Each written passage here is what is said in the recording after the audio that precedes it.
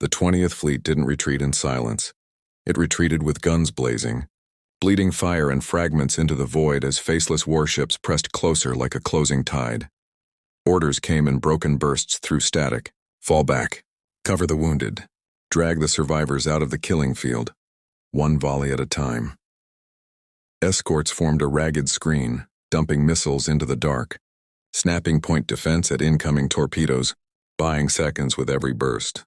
Then a few ships did something nobody expected. Instead of running deeper into space, they peeled away and dove toward Lunar Prime, toward the shipyards.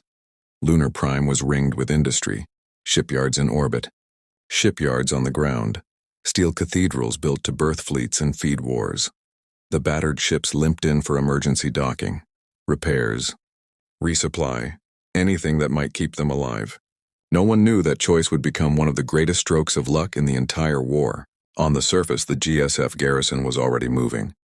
Lunar Prime had prepared for years, contingency upon contingency, defense lines carved into industry, bunkers buried deep, kill zones mapped down to the meter.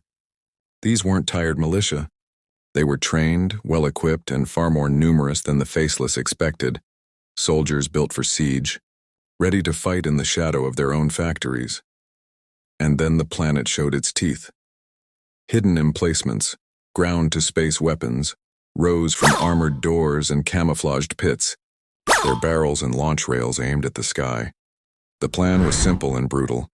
If faceless warships dipped into high atmosphere to support their invasion, they'd have to burn power and fuel just to stay aloft, meaning no shields.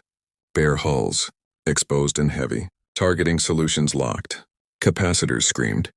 Then the first ground cannon fired, an invisible spear launched with enough force to punch straight through steel. The ships that chose to dock didn't just find repairs, they found a fortress, a network, a weapon waiting to be used. And as the 20th Fleet fought its retreat above, Lunar Prime prepared to turn the sky itself into a trap.